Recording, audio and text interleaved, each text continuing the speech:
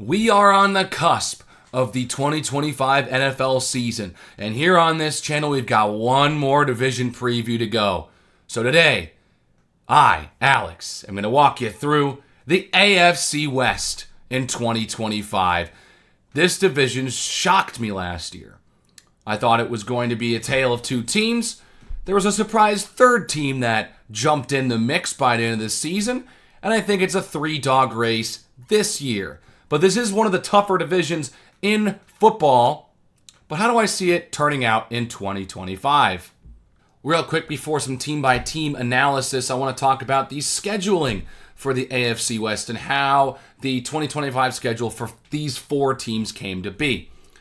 First off, you play your 6 division games. That's a given. That's obvious. Everyone knows that. But the two rotational divisions that this division gets this year, the AFC South and the NFC East, they get arguably the easiest division in football this year, with one tough team and 3 teams who are hovering under 500 right now. And they get some real challenge in the NFC East. They get Philly, Washington, who knows, maybe Dallas and New York can put up some stiff competition for these teams as well. And now let's go ahead and take the Denver Broncos, for example, who finished third in the AFC West this past season. They will play one team at home versus the AFC North and the NFC North, whoever finished in third place as well. In this case being the Cincinnati Bengals and the Green Bay Packers. And they will play one road game of the same nature against an AFC East opponent, in this case being the New York Jets. Apply that to the other teams in the division as well, and there you go. There you have it. And without further ado, let's talk about this division team by team. We're going to go ahead and start with the aforementioned Denver Broncos, and boy, did they surprise me last year. They were the surprise team in the AFC. Who would have thought with the start that they had to rally and get to the playoffs for the first time in a decade? That was spectacular to see, and I got to applaud that locker room and that team and that coaching staff for getting that team to the playoffs last year. But now, the expectation's a little bit different. Now that they've been there and they've made it there, who says they can't do it again? I think they can. Bo Nix had a good season last year. I wouldn't say he was a great quarterback last year, but he did what he needed to do to lead that team to victory more often than not. They've overhauled the running back room. They now have J.K. Dobbins and R.J. Harvey leading the way. And I like that receiver. And Cortland Sutton continues to be, in my opinion, one of the most underrated receivers in the NFL. I really like what he's able to do year in, year out. He doesn't get nearly enough attention.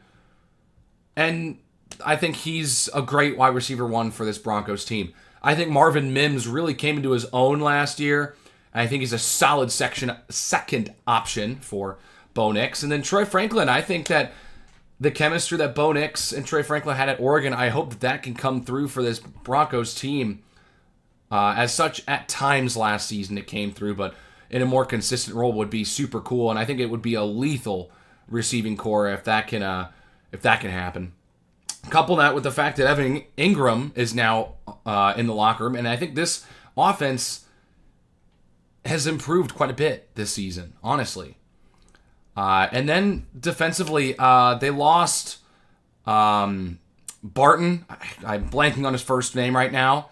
But other than that, I think that there's some shifting around in the safety room, but I still think it's a pretty good defense. I like Zach Allen on the defensive line. Pat Surtain is one of the best corners in the league. You can argue that he is the best corner in the league.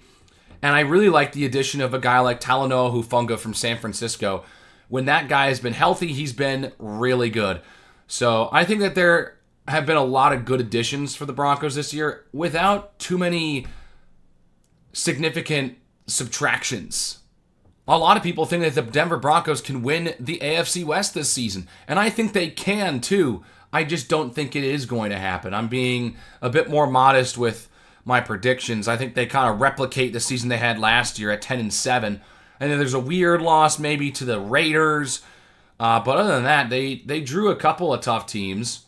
They got to play at Philadelphia. They got to play at Washington. They get the Packers at home, but that's a tough ask. They got to play at Houston. I think that there are a couple tough games this season. They go on the road week 3 to play the Chargers. That should be a road game. But outside of that, they got to go play the Jets at London. They get a couple of primetime games. I think that primetime game against the Bengals is going to be super fun to watch. Their primetime slate's pretty cool, and I think that they're going to be under the spotlight a little more this year. They them and Washington really kind of were able to slide under the radar and kind of get away with playing 1 p.m. slot games more so than not, or 4 p.m. Eastern time slots. They weren't really in the national face a ton last year. Now they're going to have a little bit more attention. Are they going to be able to respond? They're going to be a team people are going to be watching out for. They're not really going to be surprising anyone this year. Do they take that next step? I don't think they get up to something like 12 wins, though I think they could. Personally, I don't think they get there, but they very well could. If things fall apart and Bo Nix regresses and the offense doesn't click as well and the defense takes a step back, I think they could fall as far to 6-11, but I don't see that happening with the improvements that they made on the roster. So I think that, honestly, they replicate their season from last year and finish again at 10-7 with a playoff berth in their sights. Up next, the new villains of the NFL, the Kansas City Chiefs, the team that makes every single team shake in their boots, wondering how they're going to find a heartbreaking way to lose this time, basically. What crazy, ridiculous, fluky way are the Chiefs going to win this game? Because that was what happened last year, I got to admit. It was kind of crazy to see the different ways, endless different ways the Chiefs found ways to win football games last year. It just felt so fluky and ridiculous and crazy, and everyone thought it was a conspiracy. But Chiefs Kingdom doesn't care about that. They're continuing to win football games. They're the envy of the league right now. But now their 3-peat bid was shut down by Eagles. Can they respond and try and win a 3rd Super Bowl in 4 seasons and continue their everlasting grip and reign on the AFC? Well, I mean, of course, they have the pieces. The pieces being Patrick Mahomes, Travis Kelce, and Chris Jones. I'm going to be honest. And Andy Reid. Those 4 players, along with, if you wanted to add a 5th, a guy like Trent McDuffie would definitely be in that conversation. As long as they have those 5 pieces, honestly, they're going to be hard to beat, because those 4 players and head coach make it really difficult to beat this team, as well as Steve Spagnuolo. That's another guy that has really been the face of these last couple of Chiefs teams.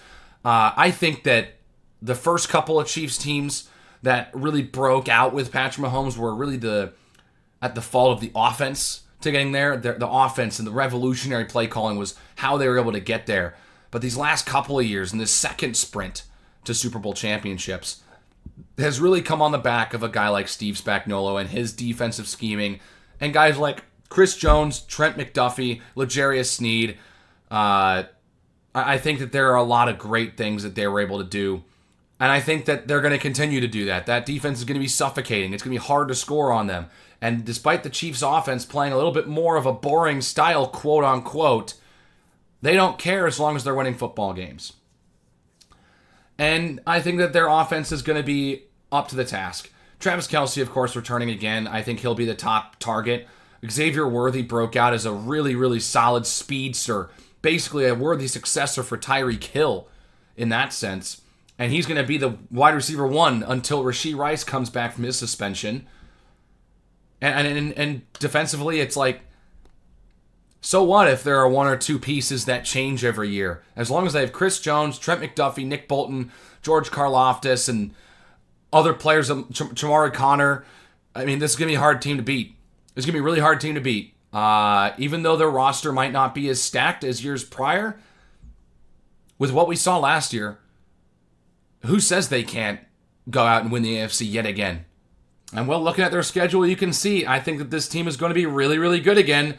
And I think that there is something to be said about the way that Kansas City plays in late game scenarios. Last year, a lot of people, you can chalk it up to devil magic, luck, flukes, you name it. The fact of the matter is, Kansas City was finding ways to get it done when it mattered most. They went 15-2, and one of those 2 losses was in a Week 18 game where they sat their starters. So there is something to be said, despite all that they play well down the stretch when they need scores and they need a big play. Someone is coming through in every single opportunity. Someone different's coming through. And until the NFL can find a way to beat Kansas City in tight games and force Mahomes into mistakes or find a way to beat the Spagnuolo defense in tight scenarios, I can't pick against the Chiefs. I'm sorry to the rest of the NFL. I can't pick against the Chiefs. They are just that good in late game scenarios. And I think that they still, despite them losing to Philadelphia and Baltimore early in the year, I still have them beating Detroit, Washington, and I have them beating Buffalo in the regular season this year. I have the Broncos and the Chargers able to catch them later in the year, but that's about it. I mean, I don't think they'll be able to replicate 15-2 again. I don't think that's going to be the case. But you know, until the NFL can find a way to beat Kansas City on a regular basis, I have no choice but to pick Kansas City to play really well, and that's exactly what I'm going here. I think it's 13-4 for the KC Chiefs. And so another team with a chip on their shoulder, the Los Angeles Chargers, the definition of a what-if team. They show the flashes of their true potential, but can they get it done when it matters most? That is the big question this season. It feels like it's a really important season for the Chargers, and specifically for the career of Justin Herbert, as most people are starting to just not necessarily turn on Justin Herbert, but question his legitimacy. He has been a phenomenal regular season quarterback. He has a ton of respect among the league, but in his playoff appearances, he has come up short, partially due to his play. He was great at protecting the ball in the regular season in 2024, but in their wild card matchup against the Houston Texans, he became a turnover machine, and they got crushed. Can they find a way to get it done and win a playoff game this year? I think that's the goal for the Chargers this year. And they return Justin Herbert. They return Ladd McConkey, who has established himself as the top receiver in LA. Keenan Allen is back after a 1-year pit stop in Chicago. Quentin Johnston, this is a really important year in his career. Can he finally gain some consistency and stop dropping the football? Jim Harbaugh has got his work cut out for him offensively, trying to make sure he maximizes the output that they're able to grab from this offense. And defensively, they still have Khalil Mack. They lost Joey Bosa. And we'll see what they can do with the secondary led by Derwin James and Tarheeb Still, who kind of played pretty well last year, in my opinion at least. But I'm really interested to see what they're able to do. Jim Harbaugh's going to have this team ready, and he better have this team ready because it is an important NFL season for the LA Chargers. Well, and looking at the fact that the Chargers get their 3 division opponents in the first 3 weeks of the season, I think they're going to have a good litmus test to see how this AFC West race is going to look, especially from the Chargers' perspective. I think the Chiefs are able to get them in Brazil on a neutral site. I think that the Kansas City Chiefs are a hard team for the Chargers to beat. They've really struggled against them in the last handful of years. And then the Raiders, I think, jump on them. I think Pete Carroll's able to get the best of Jim Harbaugh at his new home stadium, the Black Hole in Las Vegas. But I think they are able to take out Sean Payton and the Broncos. Then they're able to go on a nice winning streak, a 5-game winning streak for the Chargers, which includes a nice win against the Washington Commanders at home. And then they're able to, in the middle part of this schedule, I think that they're able to jump on 3 AFC South teams that they really should beat. I think maybe they slip up against Jacksonville, but I think that they trade off a win for the Steelers the week before on Sunday night. And then I think that the Vikings are able to jump on them on Thursday night, week 8. Moving on to the final third of the schedule, I think it's a little tough. They get KC, Philly, Houston. They get 3 division winners. Not to mention their other 2 divisional opponents. I think they beat the Cowboys. That's not a problem. I don't think they'll have a problem there. But I have them losing a hard-fought game to Philly and then beating Kansas City on the road right after. I think that that'll be a statement win, as well as beating the Texans week 17, which could end up being a playoff matchup yet again this year if the Chargers finish with the top wild card spot in the AFC. So I think that the Chargers are able to rebound after an 0-2 start and finish at 11-6. I think they can get to 12-5, and I think that they would want to hit 12 wins if they want to win the AFC West this year. But if things go wrong and an early skid causes the Chargers to really go into a bit of a tailspin, I think that maybe they only get to 7 wins, but I don't see that really happening. I think they're able to rebound after a slow start and get to an 11-6 record. So I think the Chargers are playoff bound yet again. And finally, the last team to cover in these 2025 previews, the Las Vegas Raiders out in Sin City. A brand new team, man. A lot of retooling in the offseason. There were a couple wins late last year that took them out of the running for the first overall pick. I mean, it was a bad year to be a bad NFL team. I mean, they finished 4-13 and got the 6th overall pick. So they were able to do what they could with that pick, and I think they got some great value with that.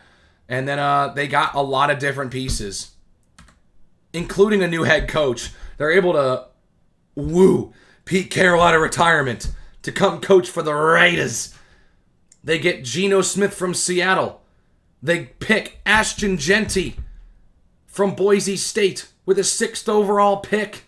And that running game is essentially saved after dealing with Zamir White last year. Though I do question the fact that Jacoby Myers is their top receiver.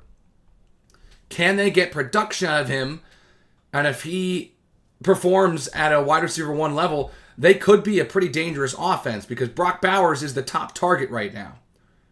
If Jacoby Myers can become a respectable wide receiver 1, I think that the Raiders offense could be a pretty lethal unit in 2025. Could be, though. Max Crosby's back leading that defense. I like the addition of a guy like Jeremy Chin in the secondary. Devin White should be a good piece in the linebacker room. And I'm not feeling overly high on the Raiders defense, but they've got a couple pieces that I like. And of course, Max Crosby staying in Vegas is huge to not hinder that defense's skill level any further. But Pete Carroll is a defensive-minded guy. He'll probably have that defense ready in each week. And so when it comes to the Raiders, they've got a tough division to play in. And I don't think it's going to go particularly well in said division. I think they get 2 primetime wins against the Chargers and Broncos. But that's it in division play. But I don't love the matchup week 1 against New England. I think both teams are wild cards in the AFC. A lot of people are having the Raiders as a bit of a dark horse, as well as the Patriots. So I think we'll be able to gauge a lot based on that first game. But I'm really excited for that week 2 game against the Chargers. 2 defensive head coaches. That's about to be a 17-13 slugfest, and I'm all here for it. And then they get 2 rookie quarterbacks who are looking for strong sophomore seasons in Washington and Chicago. I think they're able to jump on teams like Indianapolis and Tennessee, whose offenses are still trying to find themselves. And then they get the Kansas City Chiefs before their bye week. And then they come out strong, win 3 of 4, before running face first into this brutal final third of the schedule. Chargers, Broncos, Eagles, Texans, Chiefs, and then you throw the Giants in there as a little break in week 17. And by at that point, I think they'd be out of the race But yeah, 3 out of their 4 last games are against division winners, 2 of them being on the road.